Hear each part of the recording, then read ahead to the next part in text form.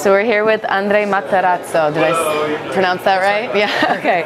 Give us a brief background of what you do, why you're here, and then one of the ongoing themes that I keep hearing about from a lot of the speakers is how we need to be listening to our consumers more. We need to be listening to the communities more. So maybe you can start talking about what you do in terms of relating stories to the communities. That's interesting. So, well, I've been in this business for 16 years. I think one of the things that I like to tell about myself is that I've worked across 7 different countries in Asia, in Europe, in North America, and South America. So I think I've been able to take kind of a broad view of communication across the world, at least in the place that I've been there.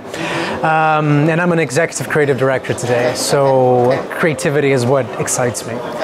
And I think your point about listening to the consumer is really, because what I was talking about right now is for brands to stop telling people how amazing they are, but actually allowing people to see how amazing they can be and give them the tools to achieve whatever they want in life. So if it's happiness, you might have a relationship with Coca-Cola that makes sense to you. If it's to become a better athlete, then you have a relationship with Nike.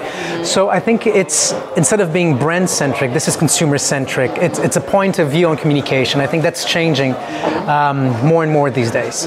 Why would you have to listen to the consumer? I guess because digital allows us to have a two-way channel not for the first time. I mean, you can still have events in which you sit in front of the consumer and exchange something. But in general, advertising is very one-directional.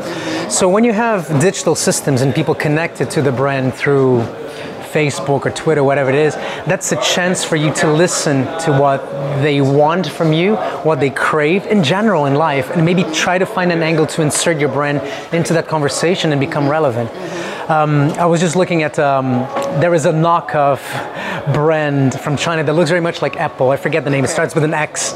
And what they do that's brilliant, they listen to consumers every week, and they put out a build of their new operating system every week with changes that people require. They've been telling them directly. So they not only listen, but they turn over time is super quick, and they keep creating and directing the brand very fast to what people want to see. So it's a very new model. Okay, if they're constantly kind of changing and readapting, are consumers able to understand what that brand is, though? I think so, because is it kind of starting to get lost? What do they do? What is their basic business model? I think the underlying purpose for them is stable. I think they probably look into human potential, or like Apple itself, it's about thinking differently about how you go about being creative and how you see the world. But I think that what's interesting is that the product will change, but I don't think that the changes are drastic enough so that after a few iterations, it's a new product. I think one of their big promises is that our brand listens to you and reacts. So as long as that's the promise and they keep doing it, they'll always be the brand that reacts. So I think that's really intelligent. Okay. One more question.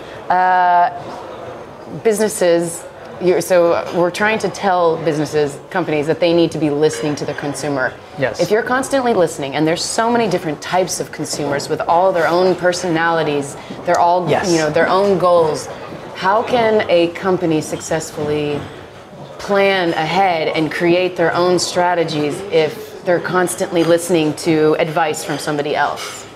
I think that's just it's part of the mix. I wouldn't say that you would chuck away all of your research and stuff like that. I think that you would have to balance what comes from quantitative research, from what consumers are saying.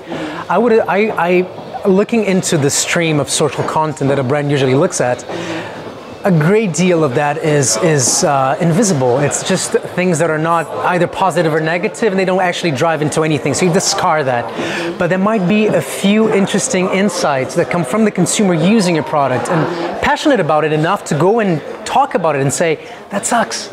If a consumer is complaining about you, it's because they still have faith and they still need your service. So you should listen to it and try to do something about it, I think. Otherwise they'll be indifferent, they stop buying you. So it's intelligent. It's interesting to look at the positive and negative. Everything that's in the middle you can discard usually. Okay. Well, thank you so much for talking about consumers, communities, how companies need to be thinking about their target. Thank you so much. Thank you.